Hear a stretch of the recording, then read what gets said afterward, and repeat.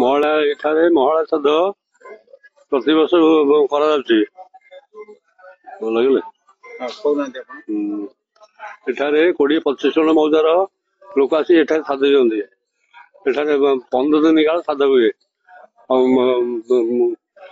ଆଶ୍ଵିନ ମାସ କୃଷ୍ଣ ପକ୍ଷ 15 ଦିନ ପର୍ଯ୍ୟନ୍ତ ଶ୍ରାଦ୍ଧ ହୁଏ, ମହାଳୟ ଅମାବାସ୍ୟା ପର୍ଯ୍ୟନ୍ତ। ତାପରେ କାର୍ତ୍ତିକ ମାସ ବି ମହାଳୟ ଦୀପାବଳି ପର୍ଯ୍ୟନ୍ତ ଶ୍ରାଦ୍ଧ ହୁଏ। ତାପରେ ଏଠାରେ ବହୁ ଲୋକ ଗମାଗମ କରନ୍ତି, ହଜାର ହଜାର ଲୋକ ଗମାଗମ କରନ୍ତି। ଆଉ କଣ କହିବ? ओम नमः शिवाय।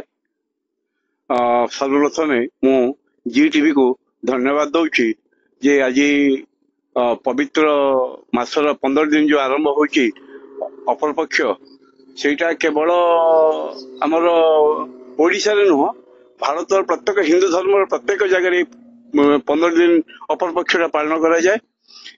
भुवनेश्वर सर्वश्रेष्ठ एवं सर्व पुरातन शैव मंदिर सूक्ष्मेश्वर मंदिर जोठारे कि यही 15 दिन पालन करने भुवनेश्वर एवं तार पाखापाखि जिते गाँ सबू लोक मैंने आसती। यहाँ आज मंदिर नुह ये बहु पुरातन मंदिर पाखापाखि मोर जहाँ मन हुए 1100 शताब्दी मंदिर ये जिते लिंगराज मंदिर तोला जाइला से मंदिर प्रतिष्ठा करा बोध हुए। एवं देखुं सामने पुष्करणी ए पुष्करणी रे जते लोक आसती 15 दिन अपर पक्ष समस्ते पुष्करणी रे स्नान करती एवं तिलतर्पण यही ही करती, बसिक तिलतर्पण करती। बर्तमान टिके अवहेलित अवस्था मत जहाँ लगुच अवहेलित अवस्था रही।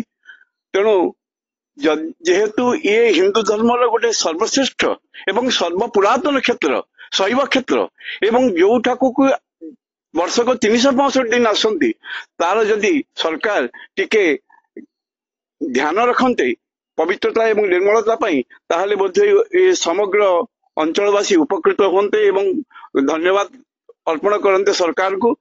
आउ निवेदन करुचे सरकार को पुष्करीण अवस्था देखो जो भाई अवस्था टिके शीघ्र यथाशीघ्र ये पुष्करीण पुनरुद्धार एवं चारिपटे सफासफी यार चारिपटे ब्लीचिंग पड़ा एवं चारिपटे सफा हवा कारण वर्षा दिन सर्पार भय प्राय रहुची। तेणु जो मैंने भी ये ब्राह्मण समाज अच्छा से बहुत असुविधा सम्मुखीन करुँच। तेणु मोर विशेष अनुरोध एवं मो हाथ जोड़ी विनम्र अनुरोध करुच्ची सरकार को जे यार चारिपटर सफासफी करवा एवं पुष्करणी केमिति पवित्र पुष्करणी केमिति पुनरुद्धार हम पंक सफा हो जाइए केवल दल कड़ा हम एवं पुनरुद्धार हम से दया करुच्ची मु जी टीवी माध्यम ए विषय टिके नजर रखिए। आउ ए अंचल भुवनेश्वर सामंतरापुर श्रीरामनगर अंचल बहु पुरातन। तेणु यार गमनागमन असुविधा रही जावासिया बेलू रास्तार रास्ता या भल हाँ। जी टीवी मोर अशेष धन्यवाद। जय जगन्नाथ। ओम नमः शिवाय। हर हर महादेव।